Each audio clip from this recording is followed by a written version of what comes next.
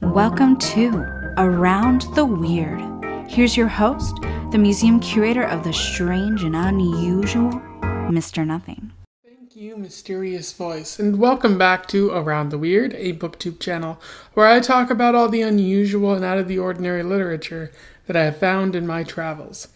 Today it is Short Story Tuesday, and I have a delightful, if somewhat confusing short story to share with you all.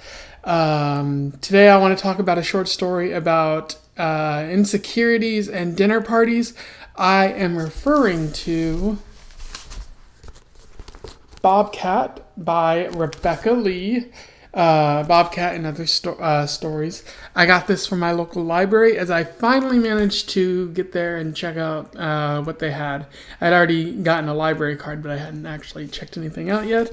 And so don't forget to patronize your local libraries. I'm really excited about my local library because they have an entire section for short stories, whereas the other library where I was at before I moved, they only had, they were mixed in with the other fiction. And so it was very difficult to find the short stories as the library online catalog wasn't very helpful. I also got a number of comic books and graphic novels as they have a pretty decent selection there too. And I can't wait to go out and get some more and talk about what's what with y'all. So for those who don't know, Rebecca Lee is mostly a professor teaching I think literature in University of North Carolina. But she's also a writer, but she's only had 2 things published in her life so far. That doesn't necessarily mean she's a fairly recent writer. I think she's probably been writing for quite a long time. She just hasn't had anything published, as unfortunately the publishing system can be quite brutal at times. But that's really all I seem to know about Rebecca Lee. So without further ado, let's talk about Bobcat. I will do a brief summary, a little bit of an analysis, and we will move on from there. So Bobcat focuses on an unnamed narrator and her husband. They are holding a dinner party for some friends. All of these people are authors or lawyers. In particular, the narrator is an immigration lawyer who is at the start of the story waiting to hear back news about someone she is representing. All of these people have kind of unusual relationships going on, and as the story progresses, the narrator is constantly switching between what's happening at the dinner party and reflecting on what's going on in her friends' lives. In particular, there's a man named Ray who she works with as a lawyer. He is cheating on his wife, Kitty, and the narrator suspects that Kitty knows it to some extent because she begins to do unusual things, and the narrator thinks this is Kitty acting out so that she can let Ray know that she knows. However, as the narrator speaks to Kitty, she begins to realize that that Kitty doesn't actually know all that much about what's going on. Kitty is kind of depressed at the moment. She just had a child, noting that the narrator is pregnant as well, and Kitty seems to be in a depressed state as she can't figure out what's wrong with her current marriage, and things are pretty stressful. What with having a new child and all, she probably has some some amount of postpartum depression going on. Meanwhile, they invited their friends, the Donner Nielsen's, who, as it turned out, are related to the original Donner Party. And so the various guests at the party are asking questions about cannibalism and what happened with their ancestors. The narrator notes the Donner Nielsens have a pretty unusual relationship, but it doesn't seem to be fracturing at any point in time. There's also a woman named Susan attending the party.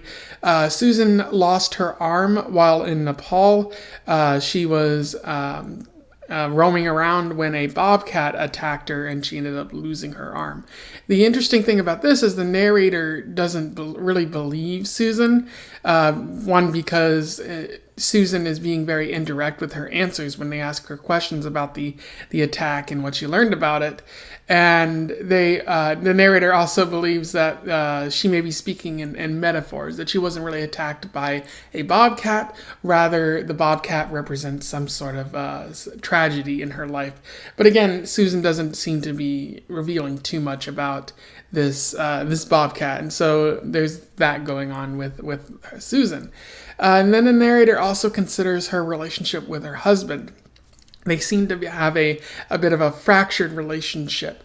The narrator is pregnant, but things don't seem to be going too well with her husband, John. John is a writer, and the narrator recently read part of his book, which is about a journalist in the Middle East who becomes traumatized by his experiences.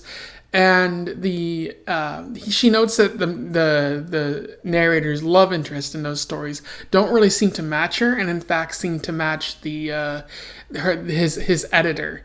And so she's wondering, is he cheating on her, or is something different happening with their relationship? There seems to be something weird going on. And she also notes how when they were on her honeymoon a bit ago, what happened was that she found her husband crying in a field in Ireland, and she never really asked him about that, but it sort of looms over the relationship. Why was he crying? Did he have doubts? Something like that. The narrator doesn't really want to investigate that too further. And so all of that is going on at the party. The party begins to develop. There are highs and lows to the party, and everything seems to be going well until a mystery woman arrives at the door asking for John, the narrator's husband.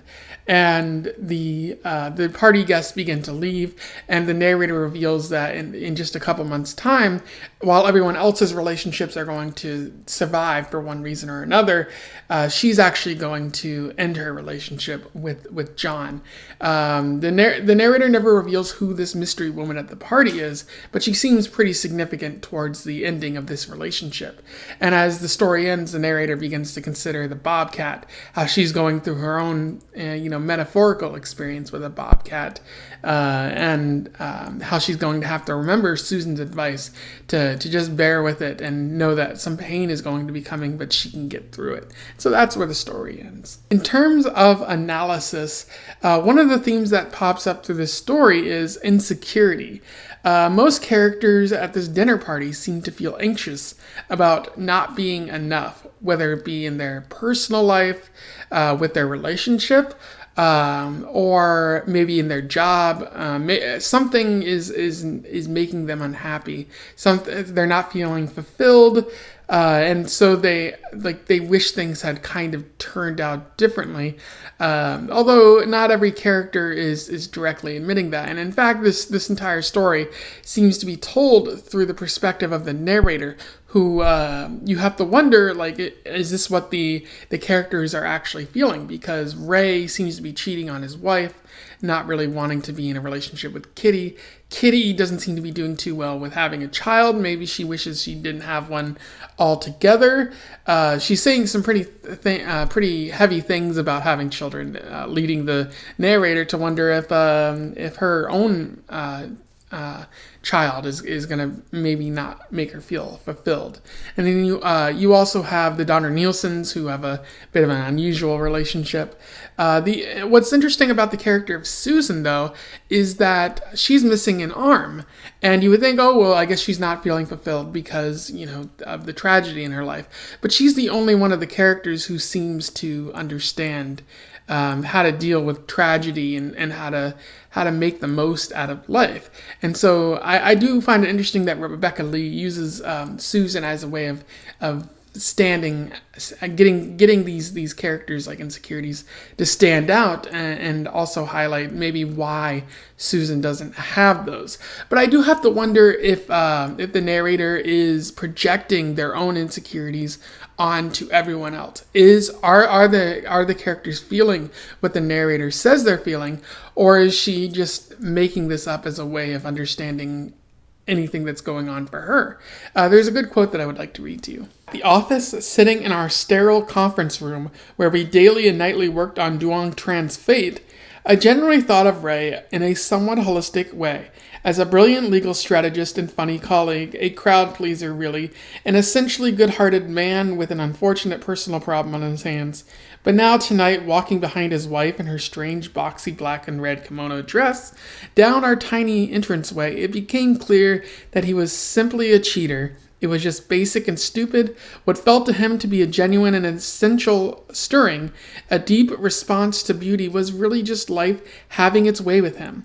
If one of the things people do is establish a civilization out of nature, a way out of the chaos, then Ray was failing at being a person, falling back into the glut of the physical world. He'd been fooled by life, and it triumphed over him. I wanted to call it out to him over his wife's head. Hey, Ray, life has triumphed over you. And that's really fascinating because she's placing all of this on Ray. It seems like she's summed up his character, but we don't know if she's actually managed to do that. And it really seems like the end of that, life has triumphed over you, is really, as we progress through this story, is really what's happening to the narrator. It seems like maybe they have a feeling that life has triumphed over them, and so if they place this on Ray, it hasn't actually happened to them. And so I do like, if maybe that's not intentional on Rebecca Lee's part, but it's still an interesting aspect of this story. And the other thing I want to talk about with this story is the idea of the Bobcat. What specifically does it mean in the context of the title and the story? Well, Susan talks of her struggle with the Bobcat as she lost her arm, and so one has to wonder, like, is she lying about this Bobcat? Was she even attacked by a Bobcat, or is something else happening? But I don't think that's the point. What is the point is what Susan is getting at, that we all have our Bobcats in life, things that sneak up upon us, attack us, leave us feeling a bit of pain, and then as with what happened maybe with Susan, we have to move beyond that pain, get to a safer area where we can reflect on our experiences and how it maybe made us stronger or how we learned something from it. I would argue that the narrator's own Bobcat shows up to the party by having all of these people with these assumed troubled relationships showing up. The narrator invites her own Bobcat to the party by forcing her to confront how maybe her relationship isn't the strongest. And then you have a literal Bobcat, maybe not a literal, but like a metaphorically literal, I don't know, Bobcat showing up to the party later in the form of the mysterious stranger. We never find out who this is, but much like Susan's Bobcat, it tears her apart, although mentally, leaving a broken relationship in the wake. As the narrator notes in a few months, that she's pretty much going to be a single mother because she's going to break up with her husband. And so everything that she's tried to ignore from the beginning of her marriage with John is coming back to leave a disaster area, essentially. And so there's another interesting quote that I would like to read. Unlike the Donner-Nelson marriage, whose dysfunction would turn out to be deep down part of its durability, Kitty's solicitude interlocking nicely with Ray's narcissism, our marriage would break apart within months. And when it did, I would understand Susan's book a little better because nothing could describe what was happening. My little boy, just a few months old, already cut loose from the nuclear family, a little spaceman adrift, his parents cast to the heavens. And so she's coming to understand what Susan means, that you just have to hunker down, bear with the pain, and try to recover from it. Although Rebecca doesn't really say whether or not the narrator fully heals from this, but given that she's speaking from the future, maybe she's reflecting on everything that happened and maybe how she didn't address the truth, and ultimately that led to her getting hurt pretty badly. So I do think that's an interesting aspect of the story, turning the Bobcat into something literal, or maybe literally metaphorical or figurative, or however you want to express it. And so it's an interesting aspect of the story. I will say one of the things I don't like about the story is the characters. They feel a bit bland and unrelatable, especially in their decision making and what they're talking about. That might be intentional on Rebecca Lee's part, as the characters are denying the reality that they live in, and that's coming back to bite them in the butt. And that's true for many of the other short stories in this collection. I'd still say the characters and the characterization is pretty weak in the story, as everyone feels a little too similar between stories. Anyway, those are my thoughts on Bobcat by Rebecca Lee. A pretty interesting short story, and I want to say a pretty decent collection of short stories.